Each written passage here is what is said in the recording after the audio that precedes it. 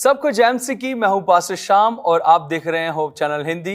मैं आपका स्वागत करता हूं होप चैनल हिंदी के द्वारा वचनों की एक बहुत खूबसूरत श्रृंखला के अंदर, जिसके अंदर हम सीखेंगे कि किस तरीके से हमारे जीवन प्रभु के और नजदीक आ सकते हैं। आइए हम प्रार्थना करें और इन वचनों में चलेंगे। हमारे महान पिता, हम धन्यवाद देते हैं इन अच्छे पलों के लिए और धन्यवादित हैं साथ में ही आज के इन वचनों की इस श्रृंखला के लिए जो तू हमें देना चाहता है। प्रभु, तू हमसे बातचीत करता है इन वचनों के द्वारा, हमें तैयार कर ताकि प्रभु हम तेरे वचनों की गहरी बातों को सीख सके और प्रभु यीशु हम तुझ में तेरी पवित्रता में बढ़ सके। प्रभु, इन वचनों को समझने में हमारी मदद करें। प्रभु यीशु के नाम से मांगते हैं, आमीन। मेरे बहन भाइयों, मैं आपका ध्यान लेके जाना चाहता हूं इन वचनों की श्रृंखला के द्वारा बहुत ही खूबसूरत एक सफर में, जिस सफर में हम देखेंगे परमेश्वर के बहुमूल्य वचन और जानेंगे कि परमेश्वर हमसे क्या चाहता है, जिसके द्वारा हम प्रभु की पवित्रता में, उसकी सामर्थ्य में और बढ़ सकें। मेरे बहन भाइयों, जो ये वचनों की श्रृंखला है, इसका मुख्य शीर्षक है नूह और उसके समय के लोग। और हम देखेंगे कि किस तरीके से परमेश्वर इन वचनों के द्वारा हमसे बात करता है। यह है भाग 1 और हम देखेंगे, सीखेंगे, जानेंगे कि किस तरीके से प्रभु हमें और अपनी सामर्थ्य से भरता है जब हम इन वचनों के अंदर आगे बढ़ते हैं। आज का जो मुख्य वचन है, जो इस श्रृंखला की कड़ी का जो मुख्य वचन है, वो हमें मिलता है मत्ती की पुस्तक और उसके 4 अध्याय के 17वें वचन में। यहां पर हम वचन पढ़ेंगे। वचन कहता है, उस समय से यीशु ने प्रचार करना और यह कहना आरंभ किया, मन फिराओ क्योंकि स्वर्ग का राज्य निकट है। मेरे बहन भाइयों, यहां पर एक वचन आता है जो प्रभु यीशु मसीह की सेवकाई का सबसे पहला वचन था और इसी वचन के द्वारा प्रभु यीशु मसीह ने अपनी सेवकाई के कार्य को शुरुआत करी।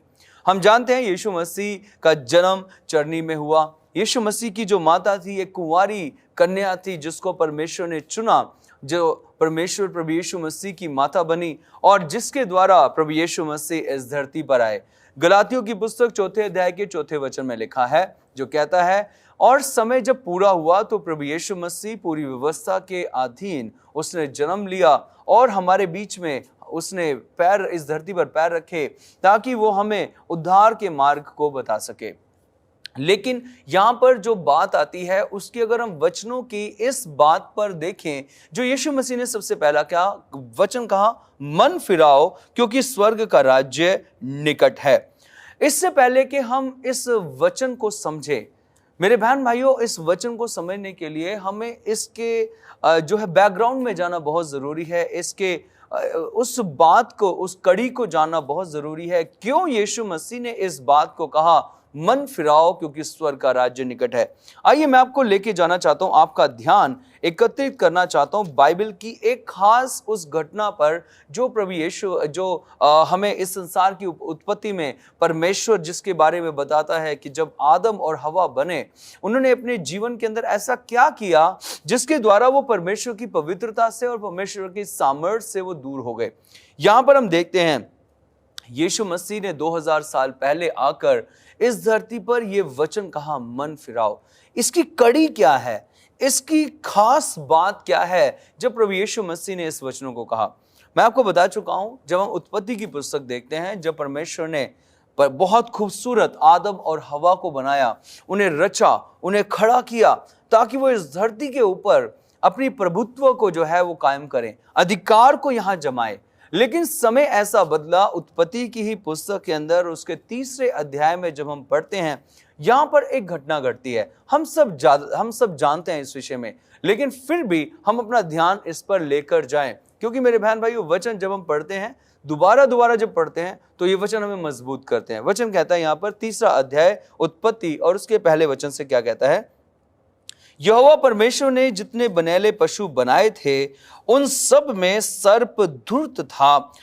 उसने स्त्री से कहा, क्या सच है कि परमेश्वर ने कहा तुम इस वाटिका के वृक्ष का फल ना खाना। मेरे बहन भाई, यहां पर अगर आप ध्यान दें, परमेश्वर का वचन कहता है सांप उससे आकर बात करता है, जो धूर्त था और जो सबसे चालाक था। उस वाटिका के अंदर घूमते हुए उसने हवा से बोला, क्या परमेश्वर ने तुम्हें इस वाटिका के सभी वृक्षों के फल खाने को मना किया है?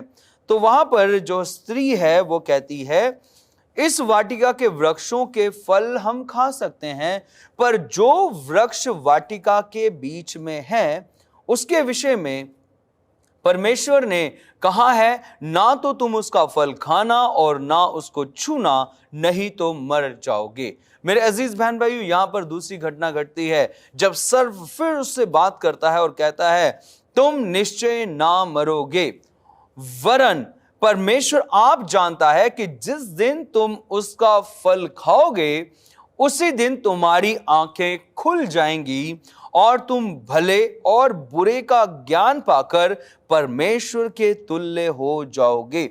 मेरे अजीज बहन भाइयों, हम जोड़ रहे हैं एक ऐसे वचन को जो 2000 साल पहले प्रभु यीशु मसीह ने कहा, मन फिराओ क्योंकि स्वर्ग का राज्य निकट है। हम ध्यान दे रहे हैं इस वचनों पर। आप कहेंगे कि जब ये बात चल रही है तो यहां पर इस बात का पढ़ने का और इस वचन को रखने का क्या इसका महत्व है। मेरे बहन भाई, यहीं से इस वचन की जो 2000 साल पहले प्रभु यीशु मसीह की सेवकाई के शुरुआत में वो वचन कहा गया था, यहीं से हमें कड़ी मिलती है। और यहां से कड़ी क्यों मिलती है? अभी जिस तरीके से हमने सर्प की और स्त्री की बातों को ध्यान से सुना है, इसी के साथ इस कड़ी की शुरुआत यहां से होती है। वचन क्या कहता है, आगे हम पढ़ना चाहते हैं। चौथे अध्याय के अंदर हमने पढ़ा कि जिस दिन तुम खाओगे उस दिन तुम मरोगे नहीं, लेकिन परमेश्वर के तुल्य हो जाओगे। यहां पर जो 6 वचन है ये खास है। ये 6 वचन जो है ये यीशु मसीह के उस वचन की ओर इशारा करता है जो 2000 साल पहले प्रभु यीशु मसीह ने कहा। क्या था यहां पर? अतः जब स्त्री ने देखा कि वृक्ष का फल खाने के लिए अच्छा है और देखने में मन भाऊ है। मेरे बहन भाइयों, स्त्री का जो ध्यान है वो हट गया परमेश्वर की आज्ञा से। स्त्री का ध्यान परमेश्वर की उस महान चेतावनी से हट गया। स्त्री का ध्यान उस सर्वशक्तिमान सृष्टिकर्ता की उन बहुमूल्य बातों से हट गया और उसने उस बात की ओर ध्यान लगाया जो एक जानवर के द्वारा, जो एक सर्प के द्वारा बताई जा रही थी। मेरे अजीज बहन भाइयों, कई बार जब हम इसको बड़े गहन चिंतन में पढ़ते हैं तो वहां पर हम देखते हैं कि जो हवा है, हवा का गिरना इस परीक्षा के अंदर बहुत मुश्किल नहीं था, बहुत आसान था। क्यों आसान था? क्योंकि अभी तक जो वार्तालाप थी, वार्तालाप सिर्फ आदम और हवा करते थे, लेकिन यहां पर वार्तालाप करने वाला एक अलग शख्स आ गया और वो था सर्प। जब सर्प उसकी भाषा में बात कर रहा था तो जो हवा थी वो उसकी तरफ आश्चर्यचकित थी कि ये किस तरीके से हमारी भाषा में बात कर सकता है। मेरे अजीज बहन भाई, यहां पर उसने उस परीक्षा को देखा और उस परीक्षा में वो धीरे धीरे उन बातों के अंदर उलझती गई, फंसती गई। और फंसने के बाद क्या हुआ? स्त्री ने क्या कहा? देखिए यहां पर क्या लिखा है। अतः स्त्री ने देखा कि उस वृक्ष का फल खाने के लिए अच्छा और देखने में मन भाऊ है और बुद्धि के लिए चाहने योग्य भी है, तब उसने उसमें से तोड़कर खाया और अपने पति को भी दिया और उसने भी खाया। यहां पर हम देख रहे हैं, बात कर रहे हैं नूह और उसके समय के लोगों के विषय में। लेकिन इससे पहले कि हम नूह की बात करें, हमें उस जड़ को पकड़ना बहुत जरूरी है। अगर हम उस जड़ को नहीं पकड़ेंगे, अगर हम उस जड़ को नहीं देखेंगे ध्यान से, मेरे बहन भाइयों, ये पाप हम नहीं समझ सकते। अगर हम पाप की परिभाषा को देखें तो पाप की परिभाषा साफ शब्दों में पवित्र शास्त्र कहता है, पाप की परिभाषा है व्यवस्था का विरोध। परमेश्वर ने अदन की वाटिका के अंदर आदम और हव्वा को एक व्यवस्था दी और यह व्यवस्था खास थी। यह व्यवस्था वो थी जो परमेश्वर ने एक पेड़ के रूप में बनाकर उन्हें दी कि मेरे बच्चों, तुम सारे फल खा सकते हो, लेकिन इस पेड़, इस वाटिका के जो वृक्ष है बीच में, उसको मत खाना, नहीं तो तुम क्या हो जाओगे? तुम मर जाओगे। लेकिन हव्वा को जब उसने इसकी ओर ध्यान दिया, और ध्यान दिलवाने वाला कौन था? वो सर्प, जो शैतान जिसको हम कहते हैं, वो सर्प जो है उसका ध्यान लेकर जा रहा है, आकर्षित कर रहा है। वो कह रहा है, देख, इसका फल खाओ तुम मरोगे नहीं, बल्कि तुम परमेश्वर के तुल्य हो जाओगे। मेरे अजीज बहन भाई, यहां पर जो आदम और हव्वा के जीवन को बर्बाद करने की जो कड़ी है वो हमें यहां से मिलेगी, और वो कड़ी है मन भाव से। यहां पर हव्वा ने उस पेड़ के फल को देखा। देखने में जैसे उसने देखा, उसके अंदर उसको खाने की जिज्ञासा हुई, और जब वो खाने की जिज्ञासा होती है मेरे अजीज बहन भाइयों, हव्वा का मन जो है बदल जाता है। हव्वा का जो मन है वो शैतान की बातों की ओर आकर्षित हो जाता है, और उसके मन से, उसके हृदय से परमेश्वर की उन आज्ञाओं को जो उसने आदम के द्वारा हव्वा के पास पहुंचाई थी, इस वृक्ष के पेड़ को मत खाना, वो आज्ञा वो भूल जाती है। और जैसे उसने उस आज्ञा को भूला तो क्या हुआ, उसने उस वृक्ष के फल को खाया, और उसके वृक्ष के फल को उसने आदम को भी खिला दिया। ये जो बात है, ये मेरे बहन भाइयों कोई आम बात या फिर कोई कह सकते हैं कोई आसान बात वहां नहीं चल रही थी। कोई ऐसा दृश्य नहीं चल रहा था कि कुछ लेके आप खा लिया तो बस खत्म कहानी, नहीं। लेकिन जब ये जो फल खाया जा रहा था, ये आम बात नहीं थी, लेकिन इसके पीछे जो परमेश्वर की व्यवस्था थी, उसके हम टूटते हुए को, उस दृश्य को देखते हैं जब आदम ने परमेश्वर की सबसे एक बहुमूल्य आज्ञा को तोड़ दिया। और जैसे तोड़ा, हम जानते हैं यहां पर क्या होता है, दृश्य बदल जाता है। सारा का सारा जो वहां का वातावरण है वो बदल जाता है। आदम और हव्वा के जीवन के अंदर एक बदलाव दिखने लग जाता है, एक ऐसा बदलाव जिसके द्वारा आदम और हव्वा भागते हैं, जिसके द्वारा आदम और हव्वा छुपते हैं, जिसके द्वारा आदम और हव्वा अपने आप को देखकर बेचैन हो जाते हैं। ये हमारे साथ क्या हो गया, भागते हैं कभी इधर कभी उधर, कभी इधर कभी उधर। और दिन का ठंडे समय आता है, परमेश्वर उस बाग में अपना जो है घूमने के लिए, वहां मिलने के लिए आदम और हव्वा को आता है।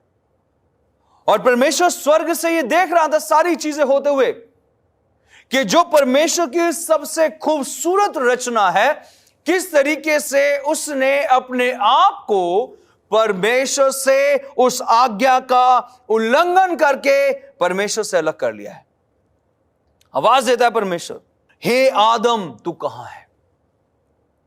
आदम कहता है, मैं तेरा शब्द सुनकर डर गया था, क्योंकि मैं नंगा था इसलिए छुप गया। मेरे बहन भाइयों, यहां पर आप ध्यान दें, वो छुप गया। क्यों छुप गया मेरे अजीजों? क्योंकि उसने उस आज्ञा का उल्लंघन किया जो परमेश्वर उससे मना कर रहा था। यह एक ही आज्ञा थी वहां पर। उसने कहा तुम फलो फूलो, अधिकार जमा लो धरती पर, फैल जाओ इस धरती पर। लेकिन आदम ने क्या किया? आदम ने, हव्वा ने अपने मन की उन बातों पर ध्यान देकर उस मन भाव चीज को खाया जो उनके लिए वर्जित था, और परमेश्वर से, उसकी पवित्रता से वो दूर हो गए। आसान नहीं था कहना, हे परमेश्वर मैं तेरा शब्द सुनकर डर गया था, क्योंकि मैं नंगा था, मैं छुप गया। मेरे अजीजों, यहां पर आप ध्यान दें, क्यों छुप गया वो? क्योंकि जो मन की बात थी वो खतरनाक थी।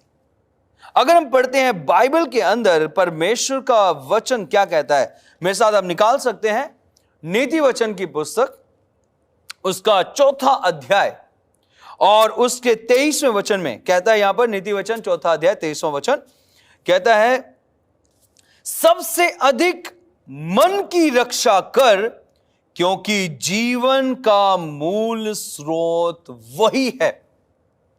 अब आप समझ सकते हो क्यों प्रभु यीशु मसीह कहता है मन फिराओ, क्योंकि स्वर्ग का राज्य निकट है। क्यों प्रभु यीशु मसीह का पहला प्रचार मन के ऊपर था?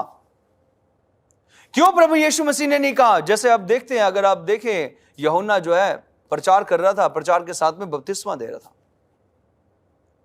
लेकिन यहां पर यीशु मसीह की सेवकाई का भी पहला जो वचन था वो यही था, मन फिराओ अपने जीवन के अंदर, अपने पापों से, अपने गुनाहों से मन फिराओ, क्योंकि स्वर्ग का राज्य निकट आ गया है, क्योंकि वो स्वर्ग का परमेश्वर, क्योंकि वो सृष्टिकर्ता इस धरती पर आ चुका था।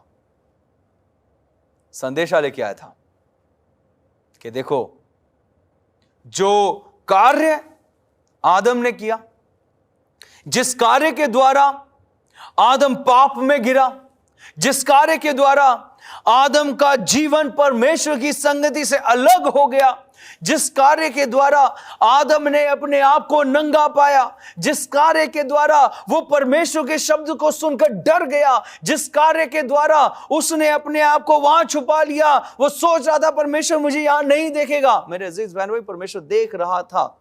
आज कई बार सवाल आता है ये कि अगर परमेश्वर को ये पता था कि ये अदन की वाटिका के अंदर ये पेड़ का फल खाएगा, तो क्यों लगाया? मेरे बहन भाइयों, इन वचनों के अंदर मैं आपको यह बता देना चाहता हूं, और आप इन वचनों में बड़े ध्यान से सीखिएगा इस चीज को। यह परमेश्वर का पवित्र वचन है। उसने हमें रोबोट नहीं बनाया कि चाबी भर दी और हम चलते गए और जब चाबी खत्म हम रुक गए। नहीं, ऐसा नहीं बनाया।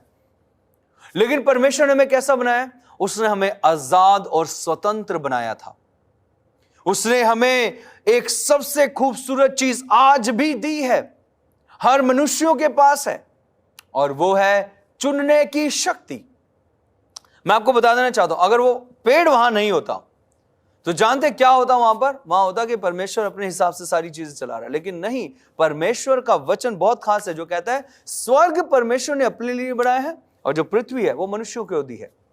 किस लिए दी है? अधिकार जमाने के लिए। लेकिन परेशानी कहां हो गई कि जब आदम और हवा ने अपने मन को परमेश्वर से हटा दिया तो वहां पर शैतान ने अपना जोर जमा लिया, जब उनका ध्यान हटा।